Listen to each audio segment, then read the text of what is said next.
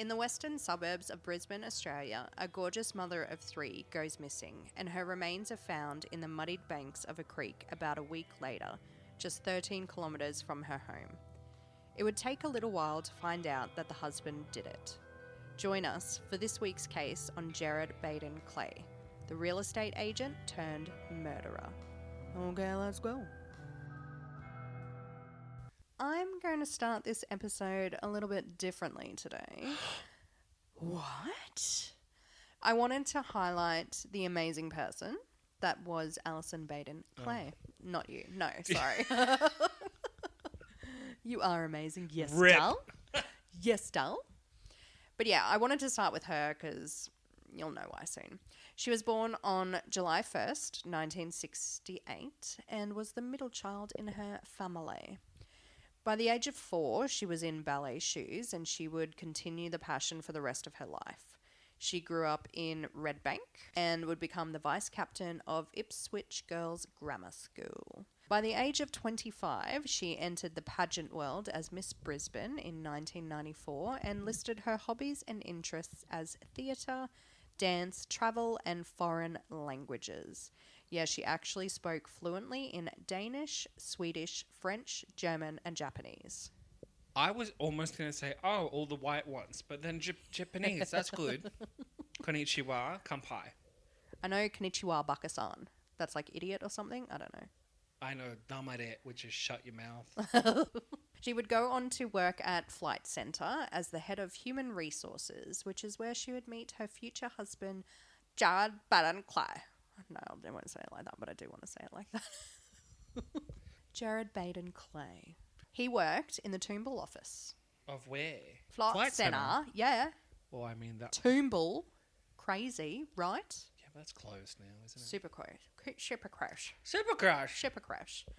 They would go on to marry in 1997 at Kangaroo Point. A year later, she would be appointed the airline's Global Human Resources Manager and be responsible for more than 3,000 employees in 6 different countries. Soon, she would settle in London for about a year with her husband and would return to Brisbane and become a stay-at-home mother to 3 children. So I don't feel like going into much detail around Gerard because he's a piece of poop. But growing up, he was born in England on the 9th of September 1970. So a Virgo. Oh, so he was a Pom that moved to Australia. Yeah. I see. Yeah. His family migrated to South Africa, where they would change their surname to Baden-Clay to associate their family with their grandfather, Lord Baden-Powell, who... Pow! No, it's Powell. But if he's Baden-Powell, why are they Baden-Clay? I don't know. I don't know if it was Clay before that. I didn't really look into it because I don't like him, so... Do we know what her maiden name was? No, I didn't look into that either, did I? That would have been smart to do. Because I was thinking, what if her surname originally was Clay, and then when they got married, they just hyphenated the names? Oh, shit, yeah. Good job researching your case, I see. Well, no, because who else other than me cares about that? No one. That's very interesting. That's good, yeah. Anyway, sorry. I digressed that one. So, yes, grandfather Lord Baden-Powell, who was famous in Scouts or something like that. I don't know. He did it. I don't know. I don't care. He was Scouts? Yeah, Scouts. Like another Boy scouting Scouts? one. Yeah.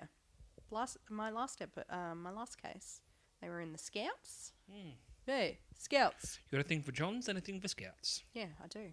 Yeah. All my next cases are going to be Scout related. By 1980, they moved to Australia. After school, he studied accounting. Studied? Did I say studied? I don't know what I said then. I don't either, but I'm here for it. Yeah. After school, he studied accounting and then worked for Flight Centre. He would eventually go on to sell luxury properties as a real estate agent and would also lead the local Chamber of Commerce. So it's a bit of a, I'm hoity-toity. Was he a Tory? A what? You don't know what that is. That's okay. I have no idea what that is. Only the British people who listen will know what a Tory is. Never mind. Oh, never mind. So they ended up living in Brookfield in a nice home with a gorgeous view and acreage. Now, I've given you a little background, so let us jump to Thursday, 19th of April, 2012. That's my birthday. It is. That is my birthday. I want acreage. I want acreage too. One I'd get day. a horse that you could have. Yeah, one day. Let's do that. Yeah, Can we do that? let's do When that. we retire, can we buy an acreage? It's just going to be us old gals. Yeah, just our scales and our secret tunnel to each other's houses. No, we are going to live in the same house at this point. So we can be tunnel buddies.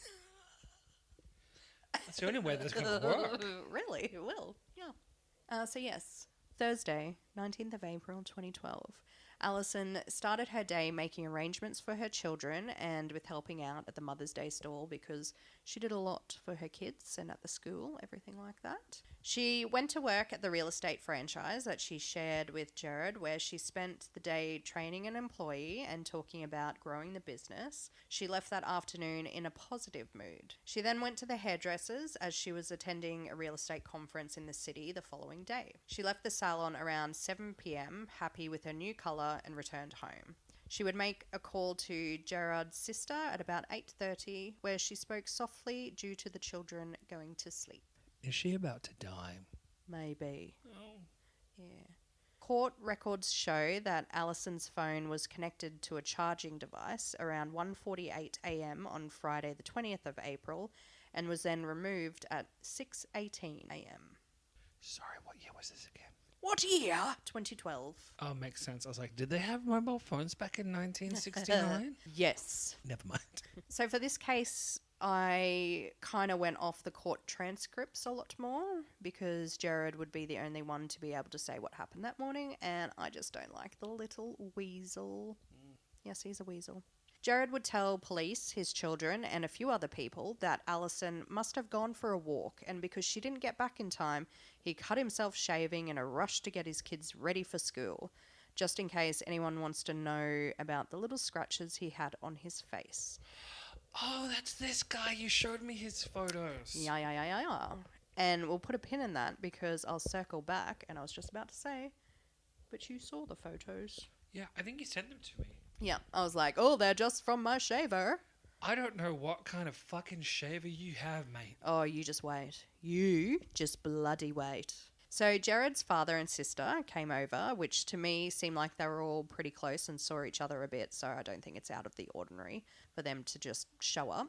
By 7 a.m, he said he was going to go look for Allison, and after 15 minutes, he called 000 to report her missing. You can actually listen to the recording online, and man, just listen. Was it bad acting again, or just very unenthusiastic? I think just really bad acting.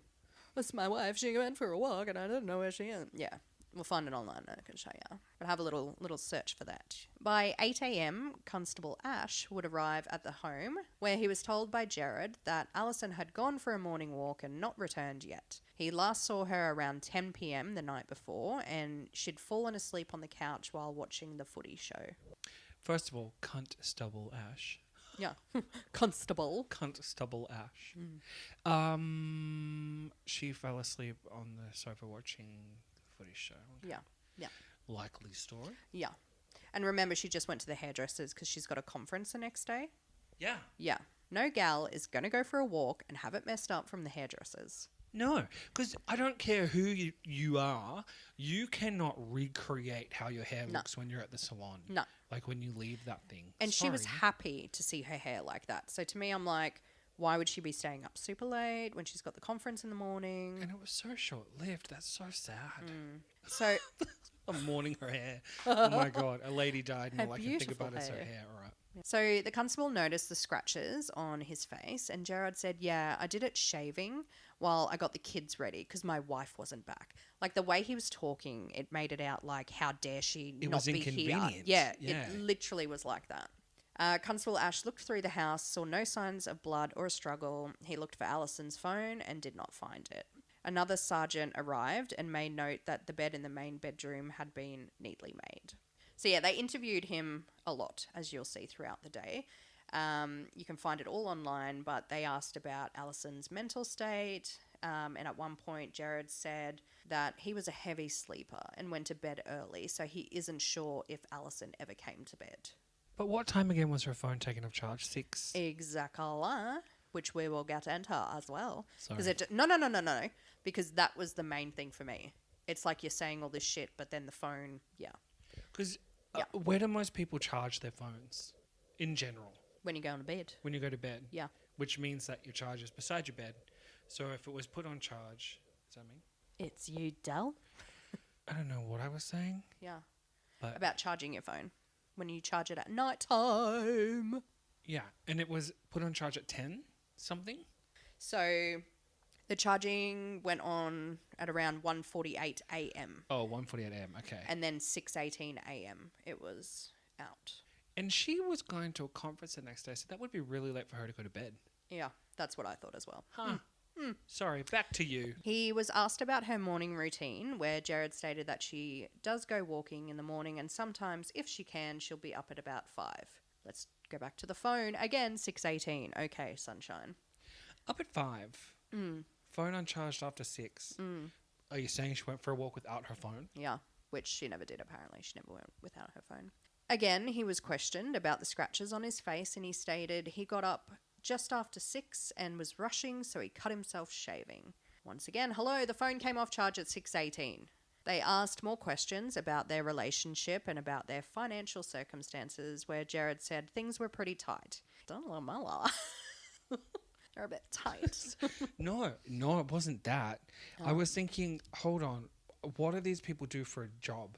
Both of them. Real estate franchise they've got. Yeah, so they got a real estate franchise, but was she still the HR person for Flight Centre? Or No, so she worked at the real estate with him. How much money do people in real estate make? Yeah, and especially if you're selling luxury. A lot. The commission's huge. Houses. Yeah. Yeah. He also advised officers that last night Allison and himself were having a bit of a hard conversation, which I will go into a little later on as well. So this guy's getting a lot of questioning because another officer questioned him again around 10 a.m, where Gerard now said that he got up at about probably 6:05. His wife wasn't there, and that was not unusual. He said he texted her and tried to call her phone. You see, they did make plans the night before, and she said she would leave the house around 7 a.m. to go drop the kids off. So they'd spoken about this the night before. She said, okay, I'm going to leave the house at 7. And miraculously was messaging her when her phone was still plugged in charging on the night fucking stand. Yeah, it's just not right. Another interview occurred the following day where he pretty much kept it all the same. Now, Gerard also went to a general practitioner where the doctor noted that he had 3 superficial vertical abrasions to his right cheek. He once again said it was from shaving and, the blunt razors, and he was rushing. The doctor asked if he noticed the blood, obviously from cutting yourself shaving, to which he stated, I'm not sure, I was in a rush and didn't notice. You're a real estate agent. You did notice if you're bleeding or And not. those photos, they looked like gouges. It wasn't Yeah. just like and there were 3 Yeah, I think it's like 3. individual ones? Like Yeah. hell no. Yeah, that's not And- from shaving. Have you ever cut yourself shaving before? Oh, yes, it fucking hurts. Yeah. But it does not do that. No. But you also, like, the moment water touches it, burn. Yeah. So don't you dare tell me for a second that you didn't know you had that on your dumb face. Yeah. He was then asked how many motions he had used to kind of reenact it when he injured himself. And at first he said 1, but then maybe a few more. But I don't know. I was rushing. I think you do remember. And I think you remember it wasn't your razor blade. It was your wife. That's right. Because if guys check out the photos, because the way that the image looked, it was like blank space in between the abrasions. So if there was one, it would be like a big thick. Yeah. Because even the razor would have hit that full part. And it so would have you're just not... cut a hole, like an inch Yeah. long. Story does not check out. Forensics went over the house. There were no signs of blood, no signs of a cleanup at all. Their cars were checked over and nothing they could really see from, the naked eye.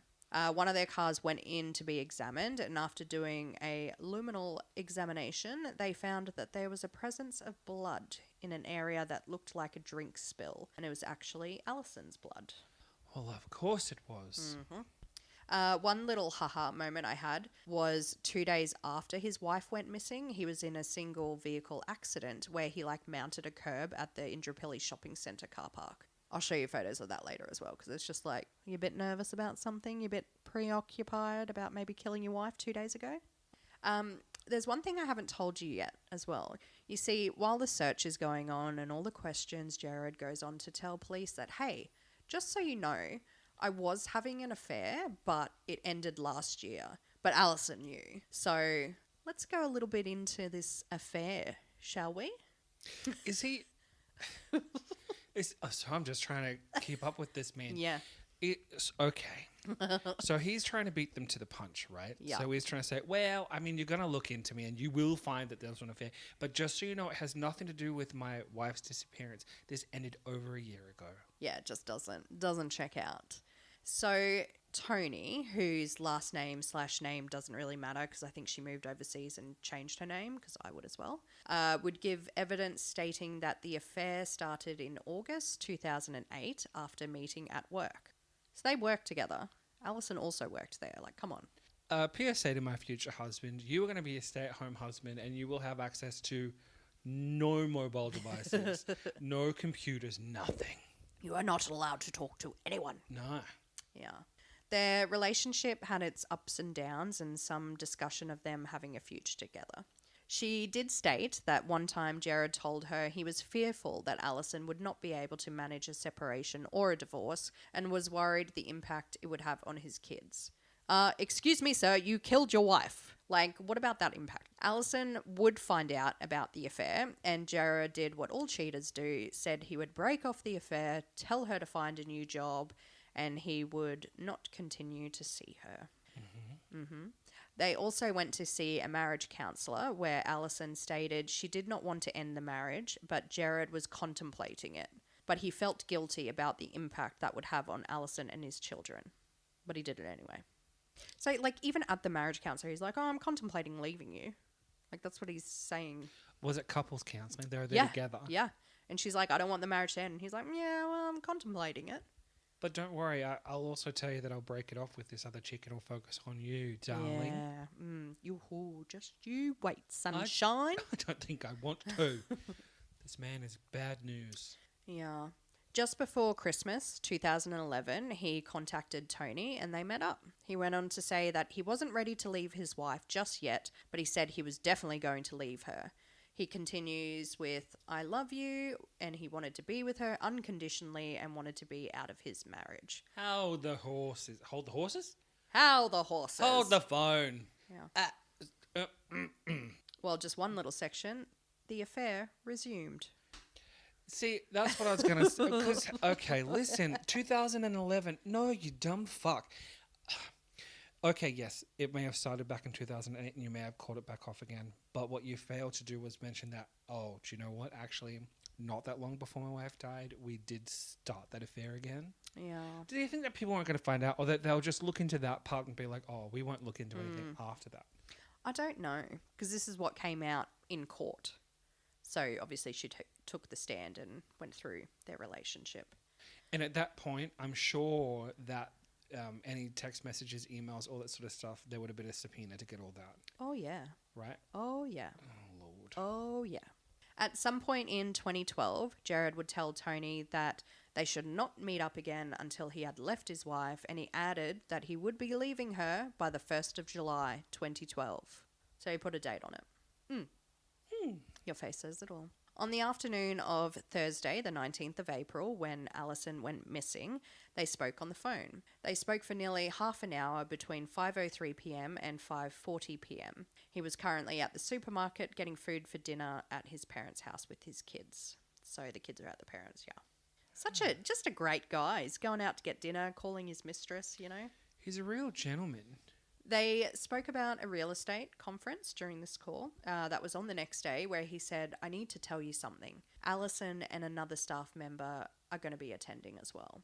Tony lost it and asked when was he going to tell her, and that it wasn't fair to either of them to be in the same room together. Hold on. First of all, you are the other woman, ho. Yeah. Don't you talk about not fair. He got married and had kids with this other lady that he ended up killing. How dare you? Mm-hmm. They spoke for a while before he responded with him considering selling the business after he'd left his wife. She asked to meet up and he didn't respond to the question, just said he had to go. It also came out that he wasn't concerned to have Allison and Tony in the same room because, and I quote, his wife was not confrontational and would not cause a scene, and Tony was calmed down, thanks to him. He's just a great guy. I don't like him. I know, he's a piece of shit. Tony went to the conference the following day on April 20th and would call Gerard during a lunch break where he told her that Allison was missing. Tony asked what happened. Did you argue? He said, and I quote, "No, there was nothing. She's just gone missing." He said, "Don't talk to me," and that he needed to lay low. She asked, "What am I supposed to say?" And he said, "Just tell the truth." Famous last words. They would meet up for the final time in June, where Gerard told her to go fall in love with someone else because things weren't looking good for him. Because you did it. So he told that to Tony. Yeah, he's like, go find someone else. Things aren't looking good. Oh, but I want to be with you. And I'm going to leave my wife. 1st of July. Oh my God, yes. No, I'm not. Oh, well, jokes. I killed my wife. You're going to have to find someone else because I'm about to go to jail. So when they went to counselling, the counsellor kind of gave them a little bit of homework to do. So during some of the counselling sessions, Gerard went, "Oh, she won't let go that I've cheated on her. She doesn't trust me. She's always on my back, blah, blah, blah." Because you fucking cheated on her. Forgiveness Yeah. is not unconditional. Yeah. You can't put restraints on forgiveness. He's just an entitled, yeah.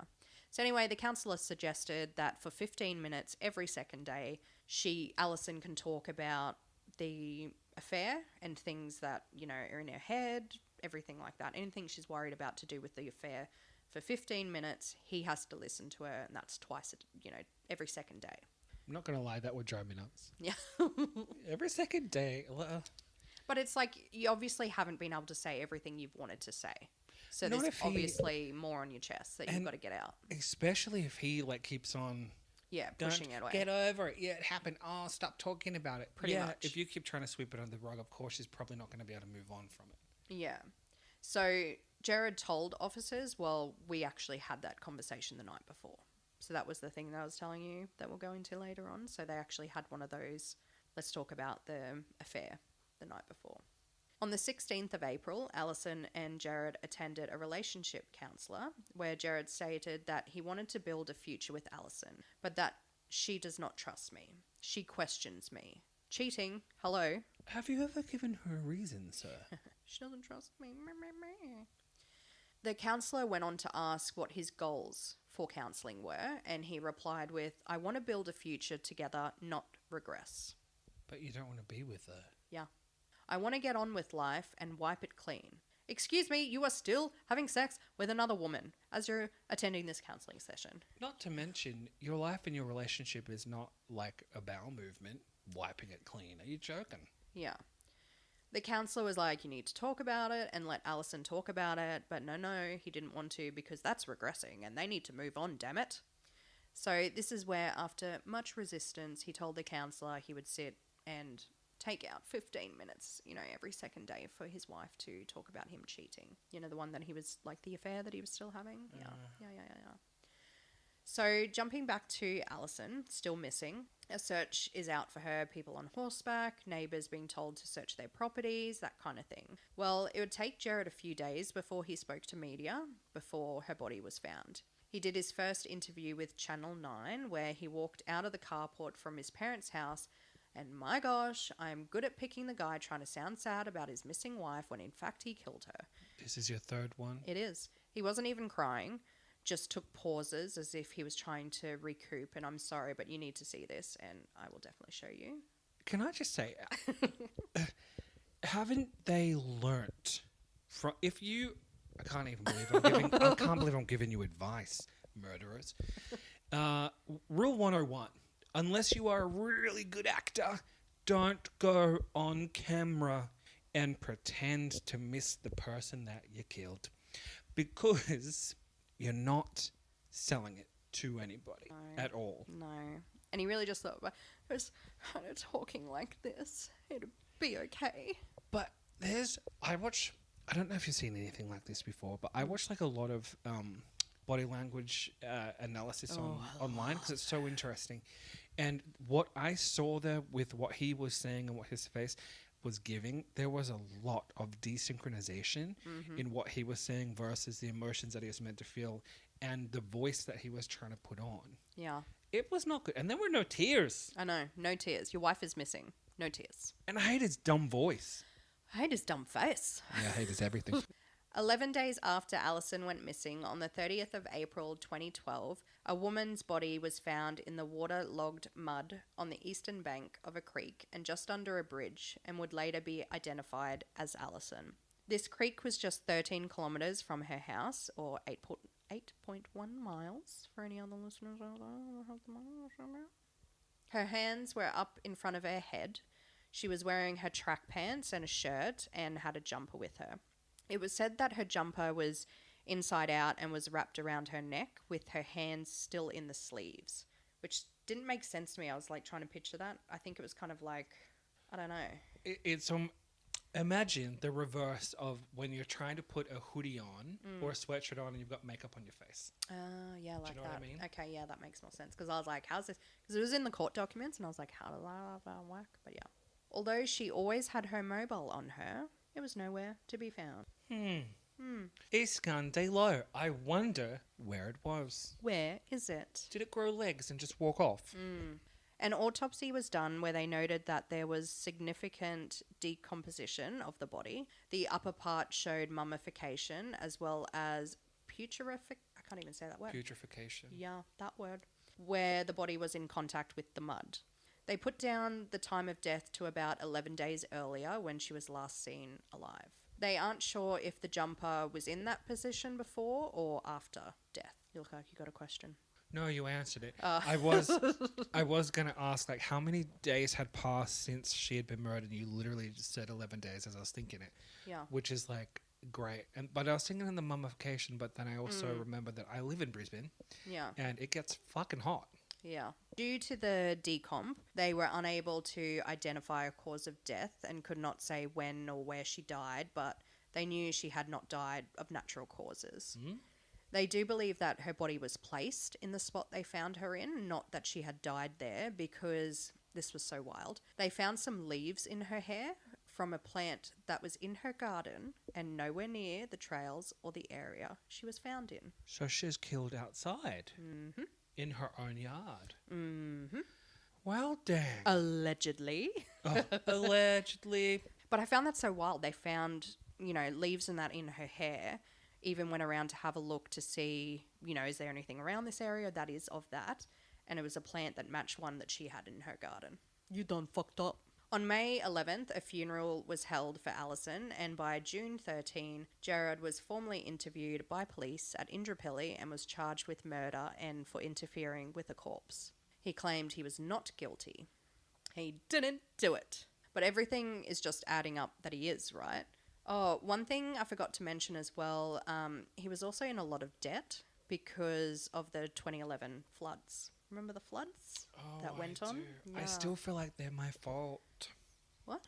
Well, it was just really coinkydinky timing. Yeah. I've never told anyone because I harbored guilt for it. Yeah. In my mind. So the day before the floods, literally the day before the floods, it was so hot. And I just wanted the weather to break and I wanted it to rain. So I literally looked up into the sky and I said, rain, rain, rain, rain, rain. Just bring down your rain. It's so hot. We need the heat to break.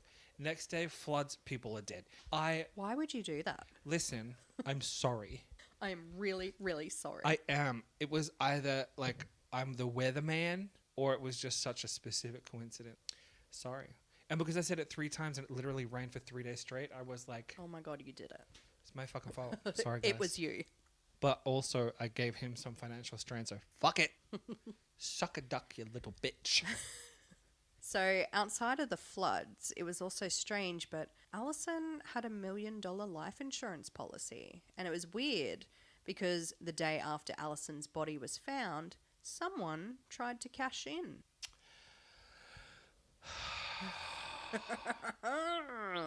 Did he take it out on her? Or she took it out on herself? I didn't have a look, to be honest. I probably should have. But literally the day after the body was found. $1 million? $1 million. I would say that he probably took that out on her. To, like, against her, obviously, so he'll get it. But you can't even wait a fucking day. Yeah, like that's the first thing on your mind. Oh, better cash in. No. On his laptop, they also found that he had Googled what his legal rights are not long before he called 000 to report Allison missing. What his legal rights were? Like obligations, responsibilities? Yeah, and I think also, like, you know, maybe if my partner's found, like, you know what I mean? Like, what are my legal... Yeah. Google, I tell you. Yeah. The trial began at the Brisbane Supreme Court on June 10th, 2014. Gerard pleaded not guilty, but on July 15th, he was found guilty and given a life sentence with a non-parole period of 15 years. The charge of the interfering with a corpse was dropped, probably because they just couldn't really prove, you know, that it was moved. Like, they weren't sure where she was murdered, so to say. Like, it was kind of just, they found leaves in her hair. I think but nothing else. That if they found leaves in the hair that was in her garden, it's clear where she was murdered. She was then found 11 days later. Yeah. I guess it's circumstantial. Yeah. But still. Yeah, I know, it's wild. I would have pinned him for fucking everything I could have. Oh, I know. Now, of course, he appealed his conviction on the 7th of August, 2015, and somehow his conviction was downgraded to manslaughter because the evidence on trial wasn't strong enough, so to say. Hold on. It was downgraded to manslaughter, but he still got life in prison with a minimum parole period of 15 years? Yeah, but just you wait, because Brisbane is amazing sometimes. There was a page in the Courier Mail that literally stated, "The law is an arse," in all white caps and a black background. People were pissed. On August 2016, thank the Lord, but the High Court of Australia restored the original murder conviction. Good. Yeah.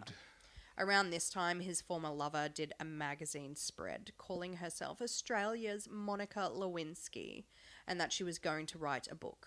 First of all, he's not the president, bitch. We don't have presidents in Australia, prime ministers. Equally as bad. Don't get me started on that. But now this hoe wants to cash in too. Yeah, wait till I show you photos of her. I don't want to see I her. think that's why she changed her name and moved. Tony overseas. Baloney. Yeah, pretty much. She pretty much said, "Don't hate me because if it wasn't me, it would have been someone else. We hate you because you're doing this magazine spread as if you're some fucking... Yeah, no. Some gift to God. But it wasn't someone else, Tony. It was you. So Yeah, it was you." Gerard was in the news again a few years ago because in 2020 he was banned from some prison duties. Although he was formerly known as a model prisoner, he soon lost that title after he allegedly touched an officer's bum. a female officer, right? I don't know, to be honest. I don't know if it was a man or I would say it was probably a female. Yeah. He was banned from working as a carer, which paid $3.60 a day, and is said to be a much sought-after job among prisoners at Walston Correctional Centre in Wacol. Boo-hoo. Apparently it had benefits and it was like a higher-paying job, so a lot of prisoners wanted that job. That $3.20 a day, honey. To end on a nicer note, not ending on a weasel, the Allison Baden-Clay Foundation was launched on the 31st of July 2015. Its aim is to create a Queensland community that acknowledges the prevalence of domestic and family violence. In March 2018, the first annual scholarship in Allison's memory for an aspiring ballet dancer was announced by the Queensland Premier, Anastasia Palaszczuk, who had known Allison as a child. And that, dear mung beans, is the story of Gerard Baden-Clay. I would like a refund. I know, me too. He's a piece of poop. He is a piece of poop, and I'm guessing he, to this day, is still in Wacol. Yep. On that note, goodbye. Bye.